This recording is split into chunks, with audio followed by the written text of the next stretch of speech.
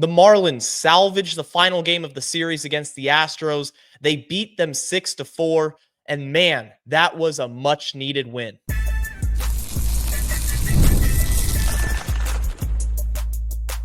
You are Locked On Marlins, your daily podcast on the Miami Marlins. Part of the Locked On Podcast Network, your team every day. Welcome to Locked On Marlins. I'm your host, Jeremiah Geiger. I'm a diehard Marlins fan, and I've podcasted about the team for the last 4 seasons. This is part of the Locked On Podcast Network. Thank you for making Locked On Marlins your first listen of the day. And make sure you subscribe to the YouTube channel. Let me know your thoughts in the comments section. And joining me on today's show is MiamiTVG. Welcome into the show. How you guys doing? Hey, glad to have you on, and we're going to recap this Astros Marlins, not the series, but this final game. It was a much-needed victory for the Fish. The bats came alive. I want to focus on Heriberto Hernandez in this show, give him his flowers, and then take a look ahead at the long road trip that's awaiting the Marlins. But first off, you could not get swept by the Astros. That was the one thing you couldn't have happen, and the Marlins got the victory. They win 6-4. They put up 14 hits. It was an offensive explosion and really just a much-needed win to carry some momentum now into this road trip, which we'll talk about later, and right now against Atlanta coming up. I agree. When you have that series against the Houston Astros, especially coming off the sweep against the Yankees, you got to keep that momentum going, man. And the win here is, I think it's important, especially if you're trying to keep yourself in the playoff wildcard, playoff contention. This is a big win. This is an absolute big win. And I think the important part is not getting swept, because I think sweeping the Yankees, after sweeping the Yankees, and then getting swept by the Astros would kind of defeat the purpose. Yeah, I mean, the Yankees series gave this team such a big boost of confidence and momentum, and then you lose 2 games in really blowout fashion to a team that's very good. You know, they're contenders for a World Series in their minds this season. They've been good for the better part of a decade now, but it was more of the fashion in which they lost. You know, getting outscored 15-5 over the first 2 games. And then even in this game, you lose, or you're down 2-0 in the first inning, but you come right back. You come firing out of the gates. The offense steps up. You put up 3 runs in the bottom of the first. And all in all, you hang on for the victory. 14 hits, as I said. Looking at the numbers here, how about Xavier Edwards with a 4-hit day? I mean, his average is almost up to 300 now with that performance. That was huge. And you had guys like Augustin Ramirez, Kyle Stowers, multiple hits. Heriberto Hernandez, we're going to get into him later. He had a couple of hits, including a home run. I was really impressed with how the offense stepped up to salvage this game and regain their confidence from that Yankees series.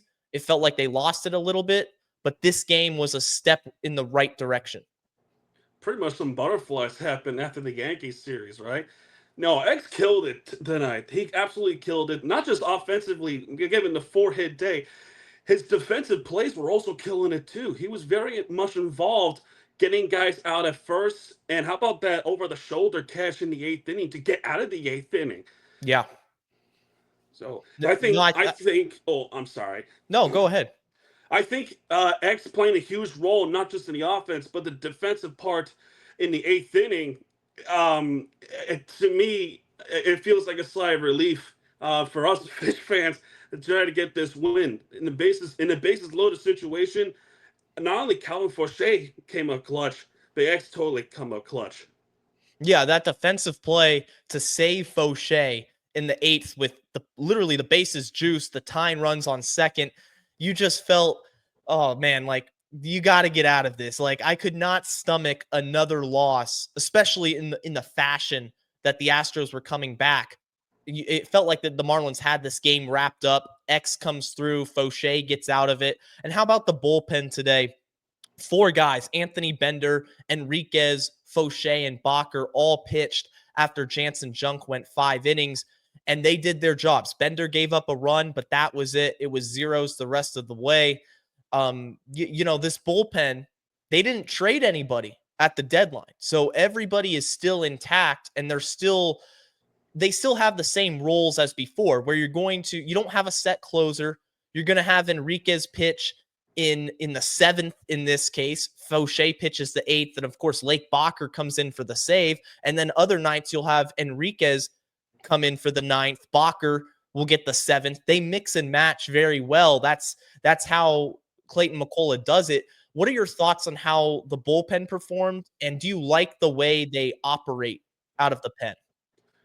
I guess keep teams guessing who's the closer, who's not the closer in the tight games like this one. In this case, Bacher, I was kind of like iffy with Lake Bacher. I'm not gonna lie to you. But he stepped up in the big way. The Altuve hit, I was like, okay, you're not gonna get him out, but you could at least get the next guy out. And he did just that. Not only get the guy out, but throwing some nasty pitches to get the guys out too. Those are huge. Those are big time pitches for Lake Bacher. Yeah, and Lake Bacher, this is kind of a cool story with him. He was a college football kicker for Division III Wisconsin Whitewater. And you can pull up some pictures of him online if you just Google Lake Bacher football. And yeah, he was a dual sport athlete over there in college, which is pretty cool. And now he's using his athleticism to go close games for a Major League Baseball team. Incredible story from Bacher, who was picked up from waivers a season ago from San Diego. And this team, when you look at how Peter Bendix has constructed this team, yes, there's exciting call-ups and prospects. We're witnessing Jacob Marcy have an excellent start to his Major League career. And in this game, he got another base hit, stole a base.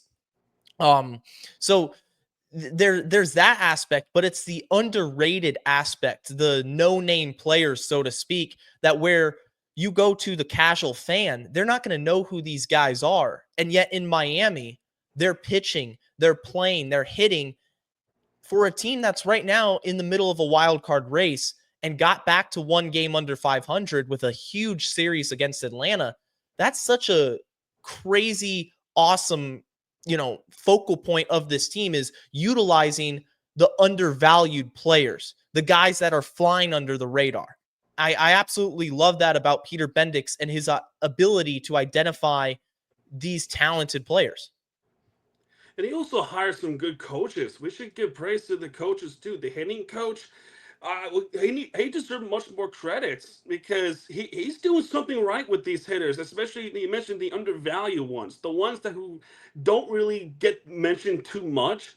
They're pulling up big hits, especially in the tight games. So I think he deserves some big credit too. And Clayton McCullough, who's getting better at managing as of late, managing the pitching where it's needed to be better, and it is getting better. So I'm really excited for this, and man, I'm just excited for the big win. To tell you the truth.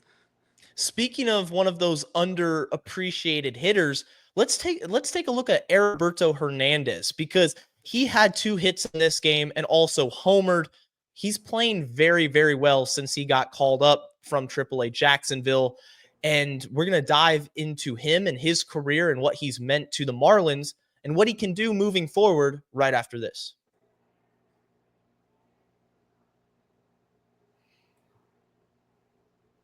This episode is brought to you by PrizePicks, the daily fantasy platform that lets you turn your football predictions into real rewards. Preseason is already heating up, and college football isn't far behind. It's the perfect time to lock in your season-long, more or less picks for the 2025 football season, all before week 1 kicks off. Whether you've got your eye on big-name quarterbacks or breakout running backs, PrizePicks makes it easy to get in on the game. And I got to tell you guys, PrizePicks is really easy. It's a easy app to navigate. You pick your picks, it's PrizePicks, and then you just wait and see what happens. It gives you incentive to watch the games that you not normally watch, and the flex play is a total game changer as well. Even when one of your picks misses, you can still double your money. So download the PrizePicks app today and use code LOCKEDONMLB to get $50 in lineups after you play your first $5 lineup. That's code LOCKEDONMLB to get $50 in lineups after your first $5 play. PrizePicks, run your game. I appreciate all the everyday listeners making Locked On Marlins a part of your daily routine. And I have MiamiTVG here on the show. Miami, you're an everyday listener of the show, aren't you? Absolutely. As much as I could be. Yeah, I always appreciate that. And let's talk about Heriberto Hernandez, because I got to tell you, Miami, I'm impressed with this guy. And when he was called up earlier in the season, I did not expect the amount of results that we've gotten to see. He was called up, in May, and he's been nothing but productive for somebody that was not struggling as a player. It just didn't seem like he had much of a future on this team. Man, he's proved a lot of people wrong. And there's an old saying. It's pretty much just like talent or hard work beats talent when talent doesn't work hard. And I'm not saying Heriberto isn't talented. Obviously, he's in the major leagues, but he was never a top-rated prospect. And what does he do? He comes up and he flat out hits. How impressive has Heriberto been this season? I'm very impressed. He's killing it in the major leagues as if he was called up in middle of May. His 42 games he's played with 117 at-bats. He had 19 runs scored in with 36 hits, and 6 of those, including today, were home runs. And he took me by surprise, Jeremiah. Took me by surprise. You would think that a player like Troy Johnson, Jacob Marcy, and just to name much more, or Joe Mack. We can talk Joe Mack, but Heriberto surprised me. He really surprised me when he got called up. I was skeptical at first. I'm not going to lie, I was. But since then, he was really impressive, and I'm so proud of him. I'm really proud of what the player he has become, and I hope he has a bright future, a long future with the Marlins, dude. Yeah, I think when he got called up, there was an aspect of where fans were like, why are we calling him up? I think he was hitting 220 in AAA, and he was a minor league free agent from Tampa Bay, never made it to the big leagues there, came over, had a good spring training, a solid spring training, but was never really competitive to make a roster spot. I think everybody knew that. Yeah, he's going to provide competition, but he's not going to get the spot. He's not going to get the job. And so when he got called up, I was like, whoa, that's a surprise. I would have called up Troy Johnston. I think that was when Matt Mervis was DFA'd, if I'm not mistaken, that the Heriberto Hernandez call up happened. But now we look, you fast forward 2-3 months, both Troy and Heriberto are in the lineup. And I love to see that. I'm so happy Troy got his opportunity finally. But a little bit more on Heriberto. He's hitting 328 against right-handers across 64 at-bats, almost reverse splits. It is reverse splits, 283 against lefties. Overall, he's hitting 308 on the season with an OPS of 882. And that's not necessarily in a small sample size. As you mentioned, 117 at-bats. He's not playing every day, but he's making a case to play every day, because the dude just keeps hitting. And I really think you got to reward that. And there's something to the effect of, some players are just late bloomers. And he's not old by any means. He's just 25 years old. But if you can hit, then you're going to carve yourself out a career in the major leagues. And that's what he's doing. I think Peter knows something that we don't. And that's what makes me like, I got to put more trust into Peter Bendix. He knows something that we don't. And Heriberto is proving us wrong every single day.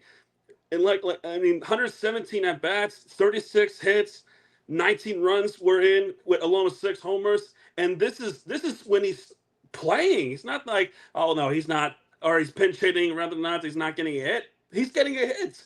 Who's stopping Heriberto? And against the Astros, against the Houston Astros too, that's even impressive. What he's doing, like you said, against the Astros are a good team. Like, they're a very good team. They showed that in the first couple of days. Heriberto gets the start. He whacks a homer to left.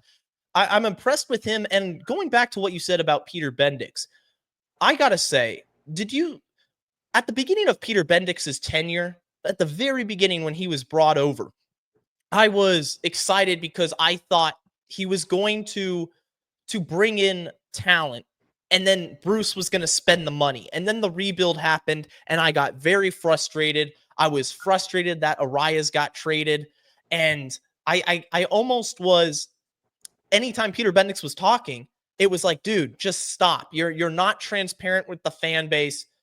And it's frustrating to me as a fan because of how deeply I care about this Marlins team. But going down the list now, you fast forward a year and a half. I mean, Heriberto Hernandez, Lake Bacher, Jansen Junk, who started this game, these are all under the radar players. You got to give credit to Bendix. How do you feel about Peter Bendix right now, post deadline? I trust him more than I did when he started the Marlins. I'm with you on that. I was excited with the future, especially when they brought in Tim Anderson. When they're like, oh, are they spending money? But then the horrible start of that season, I don't even want to talk about it no more. And then Oh man, they traded away a Rise. I'm like, why are you trading a Rise? He was the National League batting title.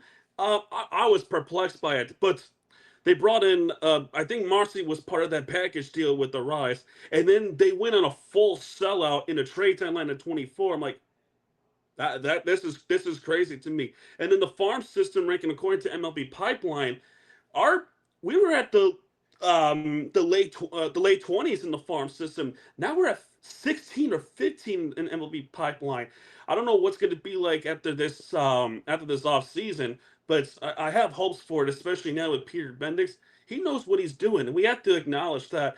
And we got to put that faith that Peter can do some things. Well, the last saying is, could we keep some of the players? And will Bruce finally extend some players? That's what I'm hoping for Bruce Sherman, especially if you're extending guys like Kyle Stowers, Sandy Alcantara, maybe Edward Cabrera, Augustine Ramirez, maybe Marcy now because he's making the big case. And what about Heriberto Hernandez? He's making the case right now. So that future we talk about in the future. But I think right now, my trust and faith is with Peter Bendix. So it yeah, feels like a really good place that the Marlins are in right now. I predicted this team to be awful. I'm on record, like on Twitter. You can look up my predictions. I thought they were going to lose 100 games. I was hurt after last season. I hated the Luzardo trade. Berger was gone.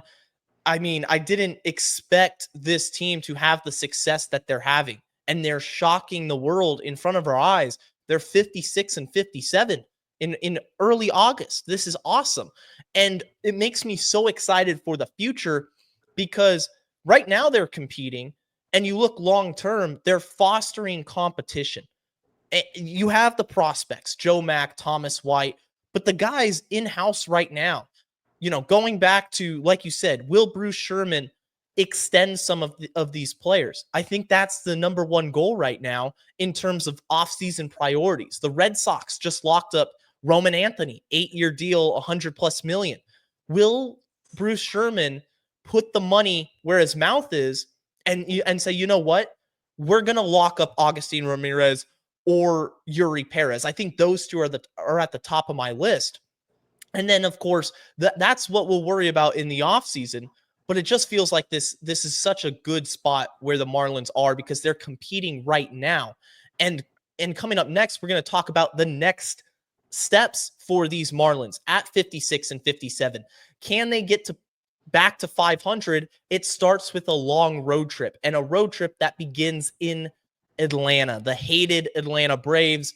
We're going to discuss that right after this. Have you ever decided at the last minute to head to a ball game with friends or family? Maybe it's game day and suddenly you realize you want to be in the stands. That's exactly where Gametime comes in. It's the easiest way to grab last minute tickets without the stress. With the money you save on tickets, you can splurge on food, drinks, merchandise like a new Marlins hat, or even invite a bigger group to go out with you. Gametime makes it all possible. Gametime makes buying tickets fast and simple. Prices on the app actually drop the closer you get to first pitch, and they've got incredible last-minute deals, clear seat views, and a lowest price guarantee that takes the worry out of buying. One of my favorite aspects of Gametime And I say this from experience because I use Gametime every time I buy tickets now. It's the all-in pricing.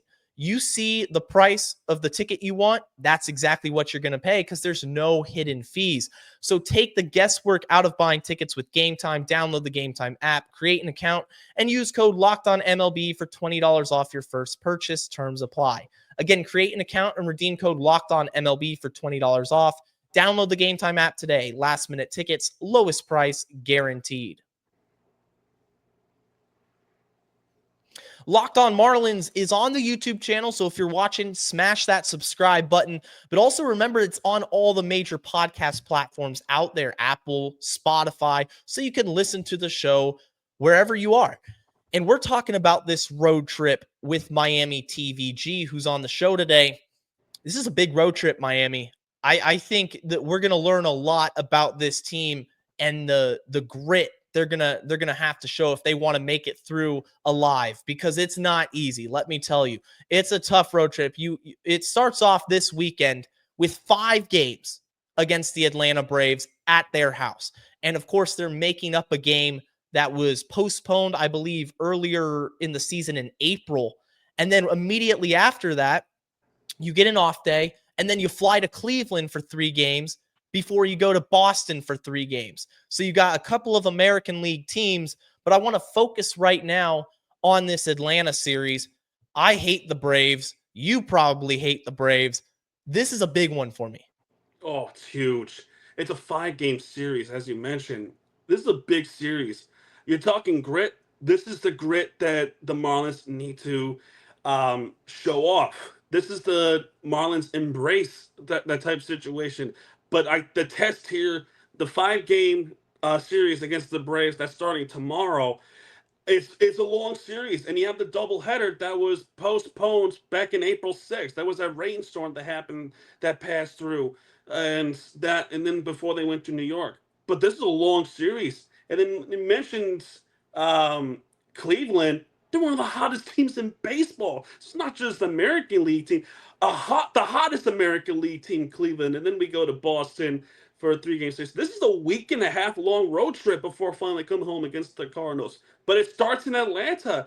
That ballpark is a curse. I mean, we need to break that curse at Truist Park, and it starts tomorrow with Yuri Perez. That's right. You couldn't have said it better. That ballpark is a curse. I do not like when the Marlins play there. It just is bad voodoo. It's bad vibes. We've seen crazy things happen. I remember a 4th of July game a few years back where I believe it was Max Fried who hit a walk-off single in extra innings to win it. Just crazy stuff happens there. They had like a 7-run comeback against us. I hate these guys. I am not a Braves fan. But going to Yuri Perez, and he's going to start for Thursday's game. He's facing Carlos Carrasco, and then Friday you're going to have Edward Cabrera versus Bryce Elder. And to me, on paper, those are 2 games that the Marlins should absolutely pounce on the Braves and take a 2-0 lead in this series. I mean, the pitching matchups, Carrasco, who was acquired by the Yankees traded him at this deadline to Atlanta. He's got a 5.68 ERA. Bryce Elder has been terrible. He's got a 6.03 ERA. And now if you're the Marlins, you're throwing your best 2 starters. Yuri Perez, who's one of the best young pitchers in all of baseball. And then Edward Cabrera, of course, is having a career season. I love the matchups early on for the Marlins. You're right. Absolutely right. The first 2 games you absolutely have to take in Atlanta. That is no negotiations on that. It's a win or bust. Win or bust on Thursday and Friday. And we can look forward to Saturday with Sandy Alcantara and the second game of that doubleheader, which I have a feeling that who's going to start off, it's probably going to be somebody like Ryan Gusto from the Houston trade. And then you finish off that series in Atlanta with somebody like Cal Quantrill. But this is a big series. And I agree with you. The first 2 games, a must take games, and it will go from there on Saturday. And then you got the doubleheader, like you said. And Ryan Gusto, I think, is the most obvious call-up to start that game because you're going to have Sandy pitch the second game of the doubleheader. It's technically to be determined, but Gusto pitched for Jacksonville. I think it was on Tuesday, and he only went an inning. So he's going to be rested in time for a potential call-up. And honestly, I like what I saw out of Gusto just looking at his stuff in Houston. I know the results weren't jumping off the chart. He had an ERA of 4.92, but he's got a good fastball that he relies on. It's got a ton of carry to it, and I think he can go in and give Miami some really good innings. Now, Sunday's game is Cal Quantrill, and you don't want to see Quantrill go out there and revert back to how he was in this Houston series, because that was just awful. Gave up 7 earned runs. It looked like April Cal Quantrill all over again. But overall, I really like the matchups for the pitching side of things. And now I want to go to the bats. Can you take the momentum you had in this game against the Astros? You knocked 14 hits, scored 6 runs. Can you continue that against the Braves? Because if you do that and you play complimentary baseball, you have your 2 best starters plus Sandy. I mean, I think the Marlins can win 4 out of 5, 3 out of 5, and I'd be happy with that. I'm excited for this one. If they can win 4 out of 5 and then carry that momentum into Cleveland, boy, the rest of the league should watch out, because the Marlins are coming and we're going to go for that wild card spot. But we take one game at a time in Atlanta. The first 2 games, like you said, we got to take those ones, and then we'll see what happens. But the batting, especially, like I said, I hate to repeat because I like to brag. The Yankees series, when they swept them, and then just avoiding the sweep against the Astros, the hitting is good. So if they can carry this over to the Braves series, like I said, they better watch out, because they're walking over broken glass right now. Yeah, I think this road trip, honestly, and we're going to dive into more of this on the show, because obviously it's a week and a half long, and I do a show Monday through Friday. But just to quickly preview it, it's make or break. This is going to make or break the Marlins season for 2025 in terms of contention. I'm looking at the standings right now. They're 6 games out of the wild card. The teams ahead of them, the Cardinals, the Giants, who I think the Marlins are better baseball teams than. I'm going to be honest. I'm not a believer in San Francisco or St. Louis. I mean, Miami just took 2 out of 3 at their house. The Reds, they're pesky. And then you got the Mets, who are playing awful baseball. And guess what? The Marlins have more games against them this season. So there's even more of an opportunity later in the year to make up ground. I'm not saying that the Marlins will make the playoffs, but man, I'm going to root for them too. I always want this team to win. I say this on the show a lot. Until that E is written next to their name in the standings, then I'm going to be watching every single game, and the players are going to be playing every single game like there's a shot to make the playoffs. I'm not going to tell you, oh, well, it's unlikely. I don't care if it's unlikely. We're Marlins fans. They're playing for the Miami Marlins. They believe they can win, and I believe they can win too. And it starts versus Atlanta. Atlanta, they want nothing more than to derail the Marlins season, what could end up being a very, very special season. But I have confidence in these guys, and I have confidence in the group as a whole. I think they play together very soundly. I mean, you look at the first 2 games of this series, they were outclassed, and they had to right the ship, and they did. They made a statement on Wednesday that they weren't going to roll over, they weren't going to get swept, and now it's showtime at Truist Park. I can't wait. Me neither. I can't wait. You want to talk about being pesky? Marlins are the more the peskier team, and we're gonna show it in this series. I can't wait. How do you feel about the rest of the season? What are some specific things you're going to be watching for, specifically during this road trip, but the last couple months of the year?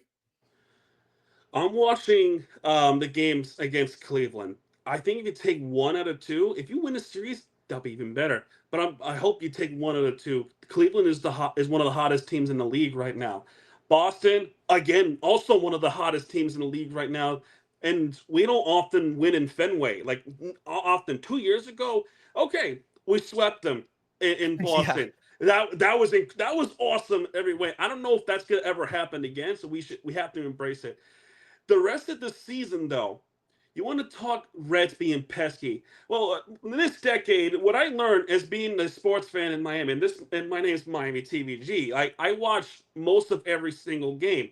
I watched the Panthers being very pesky, and they ended up going to 3 Stanley Cup Finals in a row. And one of them was when they were the 8th seed. So was the Miami Heat. So the Marlins, if they can do it too, they'll be impressive. But I'm gonna be watching out for a couple of series. The Mets series, especially at Citi Field, that stadium is brutal to play. Okay, that stadium is hard to play, much like Truist Park. The Blue Jays series, I'm also watching out for. What other series we could look out for? The Philly series. That's two Philly series. That's gonna come in September. The Tigers series, who was also playing tremendous baseball, and I have to bring this up. The Rocky series, because you cannot get swept by the Rockies. I think that was the wake-up call of the Marlins this season. And then one more time against the Mets at home. If they do this, this might be a wild card battleground in the Mets series in September. I can feel it. If not, then we can have a different conversation of what we do in the offseason. And hopefully we get the high draft pick. But we're not there yet. And I'm excited about this. But I'm looking forward for this series. I am just pumped up, anxious. I want to beat these Braves so badly. You may have an idea of what I'm going through. We got to beat these guys. It's no ifs or buts. I'm right there with you. I can't wait. 5 games this weekend at Truist Park. I'll be tuned in. You'll be tuned in. And the audience should be tuned in. MiamiTVG, thank you for coming on the show today. Thank you for having me, Jeremiah. It's been fun. It has been. And that's going to do it for today's edition of Locked On Marlins. For your second listen of the day, go check out the new Locked On MLB Game Night on the Locked On MLB channel. Every game, every night of the day. And until next time, stay safe, stay locked on, and let's go fish.